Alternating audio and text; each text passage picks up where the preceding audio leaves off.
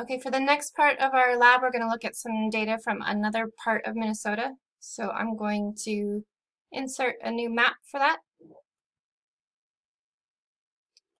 And this map area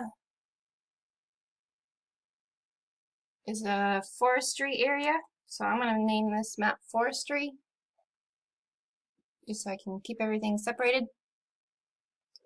And I'm going to add data to this map. So I'll go to the map layer and I'll say add data. And I'm going to navigate to the folder where I have my materials stored, which is where I happen to have been most recently. So it pops right up. And if I hold down the shift key, I can select everything in that folder, but I don't want everything. I don't want the lakes and roads files that we were working with earlier, and I don't want the wetlands file. So if I hold down Control, I can unselect those and keep the rest selected. And then I'll say OK. That adds all of that data to my map.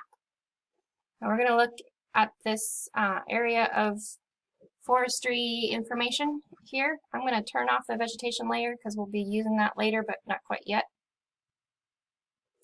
And what I see underneath is this image file, which is a scanned image of a US topo map.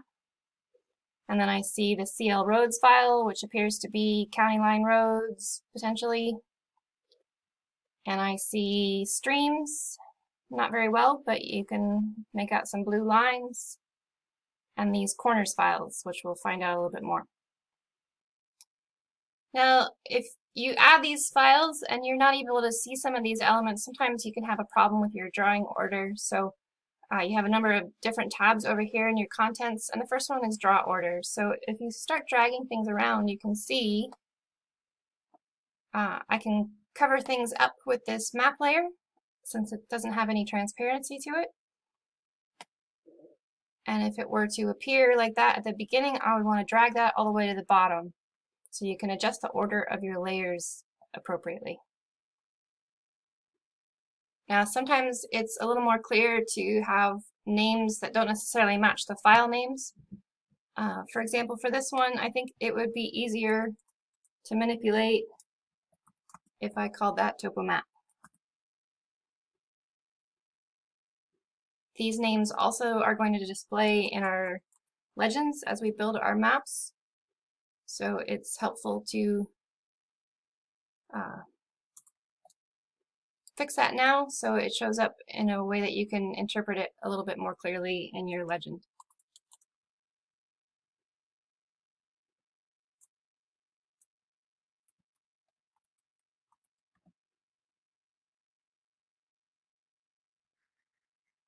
So building layouts is not the only thing that I can do with a GIS database. Sometimes I want to bring all this information together in order to get some sort of determination of data out of it. So I can throw it all in here together, and then I can start interpreting and analyzing my data. And one of the first steps in analysis might be to measure your data. So you have a few different measuring tools. The distance one is fairly straightforward. You can measure between any 2 points on your map. You can also keep a running total going as you move through an area. If you don't want to see your information in metric units, you can switch that over. Notice that there's going to be two different types of feet in here. There's feet and US feet. Coming fairly soon, that difference is going to go away, but all historic data in the US is typically done in US feet. So you can change that over and it'll change the data you've already collected. And then anything going forward, you'll see measurements in feet. So then we can clear that result and start over, or we can pick another tool. The next one on our list is the measured area, which is really useful when you're trying to figure out whether people have jurisdiction over a project or the amount of impact your project is going to have. There's a lot of different things you might want to use area for. So you can click around your area of interest and create any kind of interesting outline that you might want, and it'll keep some of the statistics from each of your segments, and it'll give you the total area within your outline that you've created. So you might want to snap that to features on your map and create something a little bit more precise than my random clicking earlier. And you can do that too. And again, you can change the units.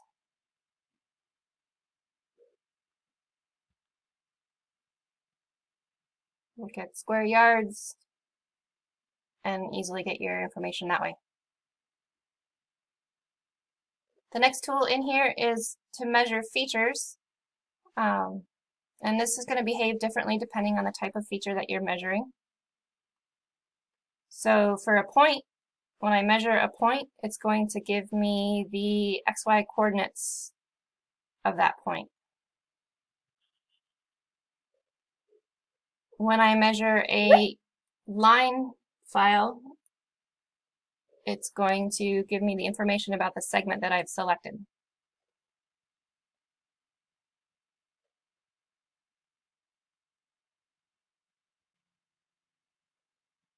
So for this lab, we'll go ahead and continue and make a layout and add all of the other map elements that we are familiar with, the title, a legend to tell which each of these items are. I'm going to color these items in a way that makes sense and add a scale bar and a north up arrow so I can present this information.